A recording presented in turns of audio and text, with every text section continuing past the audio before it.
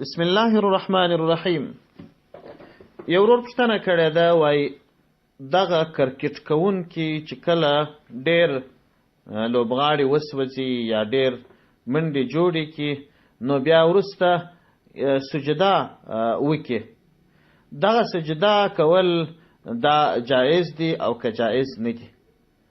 د دغه ورور د پوښتنې په جواب کې باید ووایم چې دلته مسلې دوې دي. یوه مسله د کرکټ ده، یوه مسله د سجدې ده. د سجدې مسله واضح ده. که چیرې یو څوک یو بهترین نعمت ترلاسه کړي او یا د یو لوی بلا او فتنې څخه خلاص سي، نو دی په اوداسه باندې یوه سجده د شکر ادا کړي. دا د مفتابهي قول له مخې مستحب کار دی. که څه هم ښه خبره دا ده چې 2 رکعاته نفل د شکرانې ادا کړي او د استازه کې 2 رکعاته نفل وکړي، خو که هغه نفل ونه کړي یوازې سجده د شکر وکړي، دا هم د مفتابهي قول مطابق جائز ده. دغه مسله چې د سجده د شکر د مفتابهي قول مطابق ده، دا مسله فتاوای محمودیه په 9 جلد صفحه 415 کې د رد محتار په حواله را نقل کړې ده، جلد 2 صفحه 119 څخه تر 120 پورې. دا خو یوه مسله شوه. دوهمه مسله چې د کرکټ ده، نو کرکټ که چیرې د هغه شرعي شرایطو مطابق یو چا کاوه او په دغه کرکټ کې کامیاب شي، نو دا رښتیا نعمت دی، سکې جایز دی.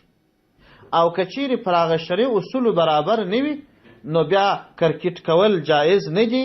او که چیرې یو شی ناجایز وي په هغه کې کامیابي، هم د شکر د نعمت نه دی. دا جواب تکرارا موږ ویلی دی چې کرکټ یا هره لوبه په دې کې څو شرایط شته.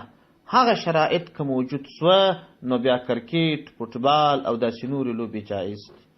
اول دا چې دغه کرکټ چې یو څوک کوي د ده نیت به پاک وي، نیت به دا نه وي چې دا د ژوند مقصد ګرځولی یا خمار ګرځولی، بلکې نیت به دا وي چې په دې سره زه قوت حاصل کمه، ریاضت د بدن حاصل کمه، بیا په نورو عباداتو کې ښه سمه، یا د کفارو په مقابل د مسلمانانو د موټو زور وښیمه چې مسلمانان په موټو کې غښتلي دي، او همدا ډول په دې بازۍ باندې به لمونځ نه قضا کوي، په دې خبرو کې په اعمالو کې به د کفارو الفاظ او د هغوی تقلید نه کوي، داسې جامې به نه اغوندي چې عورت یې پکښې لڅ وي، مثلا تر زنګانه لوړ، او همدا ډول په دې کې به جنګ جګړې ښکنځل دا به نه کوي، خمار به نه ږدي.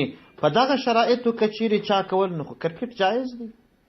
او که چا په دې جایز کار کې پرمختګ وکړي، ترقي یې لاسته راوړل، دا نعمت دی، بیا دې د شکر سجده وکړي په اوداسه باندې. او که چیرې د ناجایزه طریقه باندې د سلسله مخته بیولې وي، نو بیا ناجایز کار کې چې هر څومره سړی ترقي وکړي، په ناروا کې ترقي ده، په ناروا کې ترقي او د ناروا د ترقي دپاره شکر ویل دا هم ګناه ده. السلام علیکم ورحمة الله وبرکاته.